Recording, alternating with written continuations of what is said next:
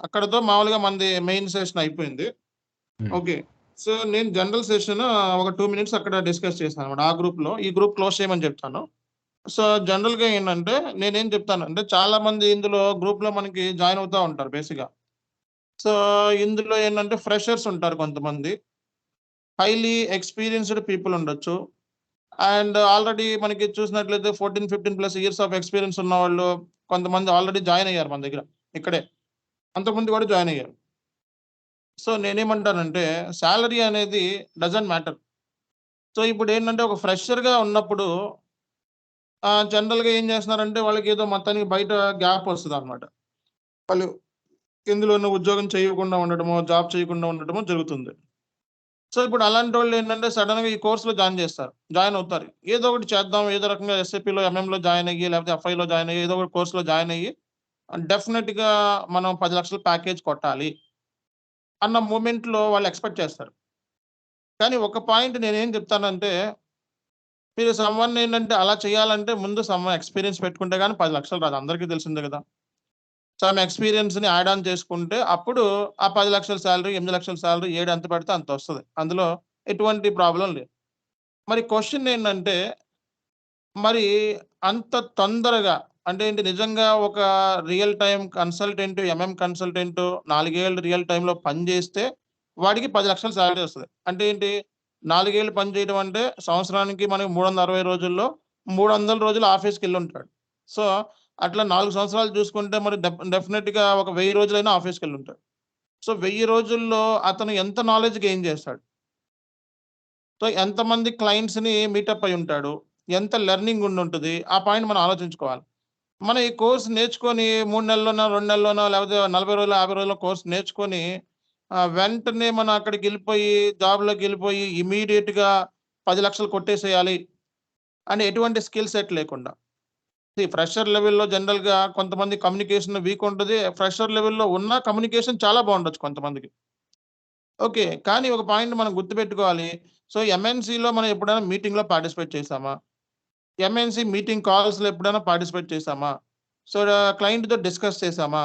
క్లయింట్‌కి సంబంధించిన business requirement gather చేశామా?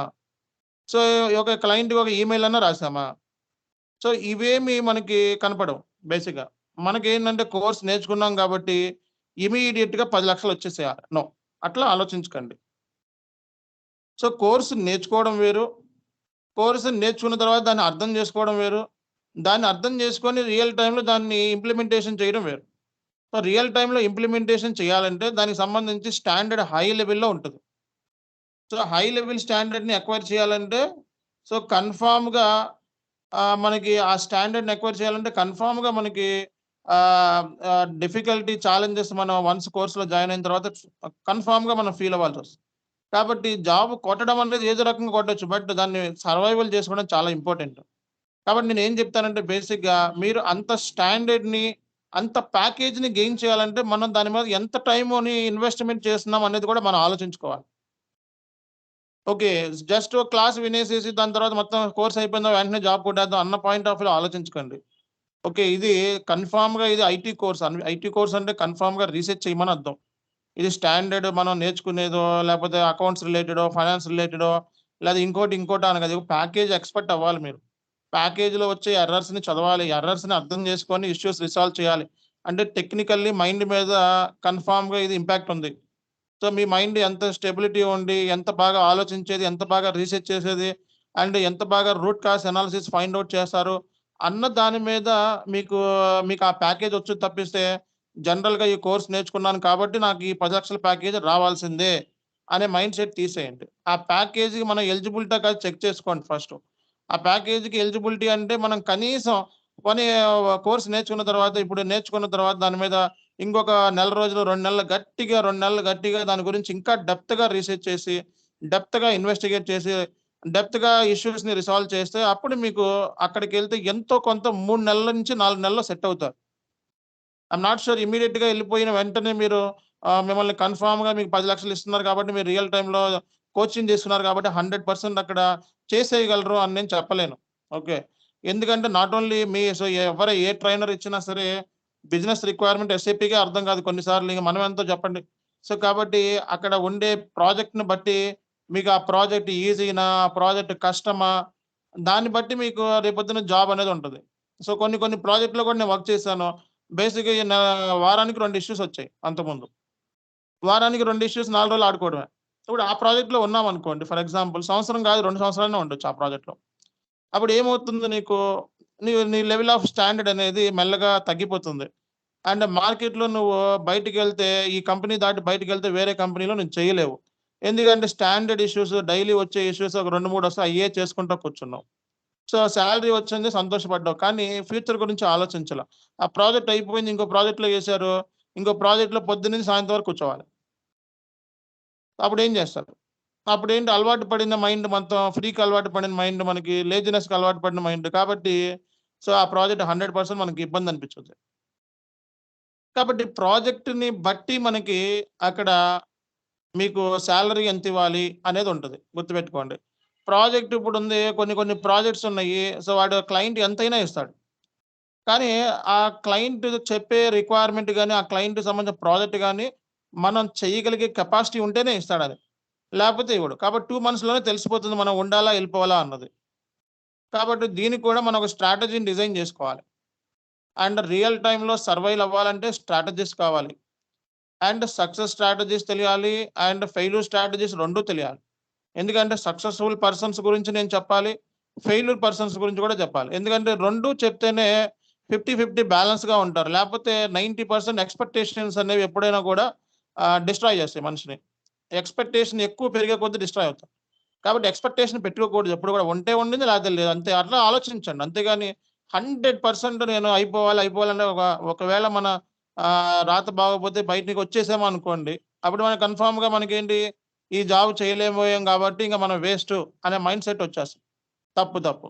ఓకే. ప్రాజెక్ట్‌ని బట్టి మన ఈజీనెస్సా, కష్టమా అని ఉంటది. ఒక్కో ప్రాజెక్ట్‌లో ఏమి రానోళ్ళు కూడా నిలబడుంటారు. ఒక్కో ప్రాజెక్ట్‌లో అన్నీ బాగా వచ్చి, బాగా చేసేవాళ్ళు కూడా పారిపోయిన సందర్భాలున్నాయి. కష్టమైన ప్రాజెక్ట్స్ వచ్చినప్పుడు ఇష్టంగా ఫీల్ అవ్వాలి. ఎందుకంటే అలాంటి లెర్నింగ్ మనకి ఎక్కడో దొరకదు. కాబట్టి మనం ఒక స్టూడెంట్ అనుకోవాలి. అంతేగాని మనం రియల్ టైమ్ ఎంప్లాయీ కింద ఫీల్ అవ్వద్దు. ఎందుకంటే మీకు ఆ లెవెల్ ఆఫ్ స్టాండర్డ్ ఇంకా రాలేదు. And real time knowledge gain చేయలేదు. ప్రాపర్‌గా కంపెనీస్, ఎంఎన్‌సి ఎక్స్‌పీరియన్స్ లేదు. యూఆర్ జస్ట్ మీరు ఒక ఫ్రెషర్ కింద జాయిన్ అయ్యారు అంతే. కాబట్టి ఇండస్ట్రీ ఎక్స్‌పీరియన్స్ అంటే కంపెనీ మారుతా ఉంటది. ఈ కంపెనీలో మనం సర్విస్ ఓరియెంటెడ్ కంపెనీ అయితే సర్విస్ సంబంధించిన ప్రాసెస్ గాని మొత్తం పీ2పీ ప్రాసెస్ చైన్ అంతా కూడా నేర్చుకుంటాం. అదే మ్యానుఫ్యాక్చరింగ్‌కెళ్తే డిఫరెంట్ టైప్ ఆఫ్ యాక్టివిటీస్ ఉంటాయి. డిఫరెంట్ టైప్ ఆఫ్ ఏరియాస్‌లో వర్క్ చేయాల్సొస్తది. టోటల్ అంతా ఐటీకి నువ్వే హెడ్ అవ్వచ్చు. కాబట్టి ఈ ఏరియాని బట్టి, రోల్స్ అండ్ రెస్పాన్సిబిలిటీని బట్టి, మన ఇండివిడ్యుయల్‌గా మనం టాకిల్ చేసిన దాన్ని బట్టి, మన స్టాండర్డ్ అనేది పెరుగుతుంది. కాబట్టి ఫస్ట్ స్టేజ్‌లోనే అన్నీ గూడా 2 నెలల్లో కోర్స్ నేర్చేసుకొని వెంటనే జాబ్ కొట్టేసేసి, జాబ్‌లోకెళ్ళిపోయి 10,00,000 ప్యాకేజ్ పెట్టేసుకున్న తర్వాత నెల రోజుల్లో వచ్చేయాలనే ఆలోచనొద్దు. ఇది లాంగ్ టర్మ్ ప్లానింగ్ ఇది. ఓకే. మీరొక పిచ్చేసుకున్నారు అంటే it's a long term planning. And me career దీని మీదే మీకు డిపెండెన్సీ ఉంది. ఓకే. మొత్తం మీ కెరియర్ అంతా రానున్న 10-15 సంవత్సరాలు ఎస్ఏపీ ఎంఎంలోనే ఉండబోతున్నారు. కాబట్టి బేస్‌మెంట్ ఎంత బాగా చక్కగా యేసుకుంటే బిల్డింగ్ అంత అన్ని రోజులు నిలబడతది. అదే బేస్ లేకపోతే 5 నెలలకే బయటకు పడిపోతది బిల్డింగ్. కాబట్టి ఫస్ట్ మీరు ఏం చేసుకున్నా సరే బేస్‌మెంట్ చక్కగా యేసుకొని కంగారు పడొద్దు. మార్కెట్‌లో కూడా పెద్ద జాబ్స్ ఏమి హై లెవెల్‌లో ఎక్స్‌పెక్ట్ చేసినంత డిజైర్డ్ పరిస్థితి అయితే లేదు మీరు చూస్తున్నారు. చాలా మందిని ఉన్న వాళ్ళని పీకేస్తున్నారు. కాబట్టి ఇది మంచి అవకాశం మనకి. ఓకే. సో, నేర్చుకోవడానికి, స్కిల్‌ని అప్‌గ్రేడ్ చేసుకోవడానికి, అప్ స్కిల్ చేసుకోవడానికి ఇది బెస్ట్ ఆపర్చునిటీ. కాబట్టి స్లోగా ప్రిపేర్ అవ్వండి, నేర్చుకోండి. ఓకే. సో, వన్స్ మనం చేయగలము అనే కాన్ఫిడెన్స్‌ని అక్వైర్ చేసిన తర్వాత జాబ్స్‌కి అప్లై చేయండి. జాబ్స్ కావాలంటే బోలెడు జాబ్స్ మనం ఎలా గ్రాబ్ చేసుకోవాలి, దానికి టెక్నిక్స్ అన్నీ ఉన్నాయి మన దగ్గర. ఓకే. అండ్ జాబ్స్ మనకి రాట్లేదు అంటున్నారు చాలామంది. కానీ లింక్డ్ఇన్ ప్రొఫైల్‌లో ఎళ్లి ఒక స్టూడెంట్ నేను చెప్పినట్టు చేశాడు. అతను ఎన్ని జాబ్స్ కాల్స్ వచ్చినాయంటే జస్ట్ కోర్స్ నేర్చుకున్న తర్వాత 2 నెలలకే మొన్న కనపడ్డాడు. ఆ అబ్బాయి దగ్గర మనం ఎక్స్‌పెక్ట్ చేసినంత కమ్యూనికేషన్ గూడా లేదు. బట్ హార్డ్ వర్క్ అయితే ఉంది. కాబట్టి ఈ కోర్స్‌కి ఎక్కువ కమ్యూనికేషన్ కావాలి. ఎక్కువ రీసెర్చ్ కావాలి. ఎక్కువ ఉండాలి అనే ఆలోచన వద్దు. ఓకే. 100% ఎక్కువే కావాలి. కానీ దానికంటే ఇంపార్టెంట్ హార్డ్ వర్క్ ఉండాలి. హార్డ్ వర్క్ ఉంటే అవన్నీ వచ్చేస్తాయి. మీరు మార్నింగ్ నుంచి సాయంత్రం వరకు ఇదే ఫీల్డ్ మీద కూర్చున్నారు అంటే దీంట్లో ఈ ప్యాకేజ్ కరెక్ట్‌గా 5 నెలల్లో ఎక్స్‌పర్ట్ అయిపోతారు. మీరు ఏ క్వెషన్ అడిగినా ఆన్సర్ చేస్తారు. ఓకే. ఇక్కడ ఎక్స్‌పర్టైజ్ గెయిన్ చేయడం అనేది చాలా ఇంపార్టెంట్. కాబట్టి మెల్లగా నేర్చుకోండి. ఓకే. మెల్లమెల్లగా నేర్చుకోండి. ఎక్స్‌ప్లోర్ చేయండి. రీసెర్చ్ చేయండి. ఓకే. సో, అండ్ అదర్ ఛానల్స్‌ని గాని, అదర్ గూగుల్‌లో ఉన్న పాయింట్స్ గాని, బ్లాగ్స్ రాస్తారు గూగుల్‌లో. సో, అవి ఏంటి అని చదవండి. ఓకే. ఈరోజు మనం చెప్పుకున్న కంటెంట్ మన గూగుల్‌లో ఏం రాశారు దీని మీద? ఆథర్స్ ఎవరు? ఏమేమి రాసారో చూడండి. సో, దాంట్లో మనం కవర్ కాని పాయింట్స్ ఎన్నో దొరుకుతాయి. ఎస్ఏపీ అనేది చాలా పెద్ద బిగ్ ఓషన్. సో, అలాంటప్పుడు మీరు ఆ కవర్ కాని పాయింట్స్ మీరు చదువుకున్నట్లయితే మీకు మంచి నాలెడ్జ్ అనేది గెయిన్ చేస్తారు. అండ్ ఏ కంట్రీస్ కన్నా మూవ్ అవ్వచ్చు. ఎక్కడైనా జాబ్ చేసుకోవచ్చు. ఇండివిడ్యువల్ ప్రాక్టీస్ చేసుకోవచ్చు. ఫర్మ్‌ని క్రియేట్ చేసుకోవచ్చు. కంపెనీ క్రియేట్ చేసుకోవాలి. మీ చాయిస్. మీ లెవెల్ ఆఫ్ స్టాండర్డ్‌ని ఎక్వైర్ చేసిన స్కిల్ సెట్‌ని బట్టి వస్తది. అంతేగాని నేను చెప్పే దాన్ని బట్టి మీరు ఎక్స్‌పర్టైజ్ అయిపోయి రేపొద్దున ప్యాకేజ్ కన్సల్టెంట్ అయిపోతారని కూడా తప్పు. ఎందుకంటే మేము చెప్పేది ఏదైతే ఉందో దాన్ని ఎక్స్‌ప్లోర్ చేసినప్పుడే నువ్వు ఆ లెవెల్ ఆఫ్ స్టాండర్డ్‌ని ఎక్వైర్ చేస్తావు. అండ్ రేపొద్దున జాబ్‌లో ఇప్పుడు చెప్పుకున్న దానికి 5 రెట్లు, 4 రెట్లో ఉంటది జాబ్‌లో కన్ఫర్మ్‌గా. కాబట్టి కొన్ని కొన్ని ఇష్యూస్ ఎక్కడెక్కడో నుంచి వస్తా ఉంటాయి. ఓకే. అవెప్పుడు మనం చూడనివి ఎన్నో ఉంటాయి. మనం చూసేవి ఇక్కడ ఏవైతే నేర్చుకున్నామో దానికి చూడనివి ఎన్నో ఉంటాయి జాబ్‌లో. అవన్నీ చేయాల్సొచ్చినప్పుడు దానికి చాలా పేషెన్సీ‌గా, ఓర్పుగా కూర్చొని ఓకే. సహనంగా ఉంటూ నేర్చుకోవాలి తప్పిస్తే సో, ఇవన్నీ మొత్తము మా ప్రాక్టీస్ క్లాసుల్లోనే కంటిన్యూ అయిపోయి అక్కడికెళ్ళి ఎక్స్‌పర్‌టైజ్ గెయిన్ ఇంపాసిబుల్ అది. ఎక్కడా కూడా ఇంపాసిబుల్. ఏ ట్రైనింగ్ సెంటర్‌లోనో నిన్ను ఎక్స్‌పర్‌టైజ్ చేసి మొత్తానికి బయటకి పంపించరు. ఓకే. చెప్తారేమో మహా అయితే సబ్జెక్ట్ చెప్పొచ్చేమో గాని బట్ రియల్ టైమ్‌లో ఉండే మెకానిజంని ఇక్కడ తీసుకురావటం అనేది ఇంపాసిబుల్. కాబట్టి మాక్సిమం రియల్ టైమ్‌లో ఏం జరుగుతుంది అన్న దాని గురించి మేము ముందుగా మీకు చెప్పడం మూలంగా సో, ఆ నాలెడ్జ్‌ని మీరు ఎక్వైర్ చేసుకోవడానికి వీలవుతుంది. కాబట్టి ఫ్రెషర్స్ గాని, లేపోతే ఆల్రెడీ జాబ్ చేస్తున్న వాళ్ళు గాని, అప్పుడప్పుడు క్లాసెస్‌కి అటెండ్ అయ్యి, తర్వాత మళ్ళీ వీడియో చూసుకొని చేస్తా ఉంటారు బేసిక్‌గా. వాళ్ళకి నేనిచ్చే సజెషన్ ఏంటంటే, కూర్చుంటే ఈ కోర్స్‌ని మీ చేతిలో ఉంటది. కూర్చోపోతే మీ కోర్స్‌ని డెఫినిట్‌గా క్విట్ అయిపోవాల్సొస్తది. రానున్న రోజుల్లో జనరల్ జాయిన్ అవ్వడానికి 15 మంది, 20 మంది జాయిన్ అవుతారు. చివరికి మిగిలేది 7 మందే మిగులుతారు నాతో పాటు. అది కామన్‌గా జరుగుతా ఉంటది. మిగతా 7 మంది ఎందుకు జాయిన్ అవుతారో తెలీదు. అండ్ ఎందుకెళ్ళిపోతారో తెలీదు. వాళ్ళ పర్సనల్ ప్రాక్టీస్, వాళ్ళ పర్సనల్ రీజన్స్ ఉంటా ఉంటాయి. కాబట్టి ముందుగానే నేను ఇన్ఫార్మ్ చేస్తున్నాను ఇవన్నీ కూడా. సిట్యుయేషన్ మీరు ఎంత బాగా ఎక్స్‌ప్లోర్ చేస్తే, ఎంత బాగా రీసెర్చ్ చేస్తే మీరు అంత నాలెడ్జ్‌ని గెయిన్ చేస్తే ప్యాకేజ్ ఎక్స్‌పర్ట్ అవుతారు. ప్యాకేజ్ ఎక్స్‌పర్ట్ అయితే మంచి మీరనుకున్న డిజైర్డ్ హ్యాండ్సమ్ సాలరీస్‌ని మీరు అక్వైర్ చేసుకోవచ్చు. అండ్ ఫ్యూచర్‌లో మనం సర్వైవ్ అవ్వాలి అంటే, సస్టైన్ అవ్వాలంటే ఒక బేస్‌ని క్రియేట్ చేసుకొని పెట్టుకోవాలి కాబట్టి, ముందు బేస్ అనేది చాలా ఇంపార్టెంట్. ప్యాకేజుల గురించి ఆలోచించొద్దు. ప్యాకేజులు ఇందులో అవే వస్తాయి. ఓకే. ఇందులో మీరు తవ్వే కొద్దీ ప్యాకేజొస్తది. ఎంతైనా ఇస్తారు. సో, కాబట్టి ప్యాకేజ్ పాయింట్ ఆఫ్ వ్యూలో 10,00,000 కొట్టాలి, 20,00,000 కొట్టాలని ఆలోచించొద్దు. సో, సబ్జెక్ట్‌ని ఎలా గెయిన్ చేయాలి? సబ్జెక్ట్‌ని గెయిన్ చేసిన తర్వాత ఎలా ఎక్స్‌ప్లోర్ చేయాలి? ఎంత తొందరగా కొట్టాలి జాబు అనేది మాత్రం ఆలోచించండి. Okay. Thank you very much.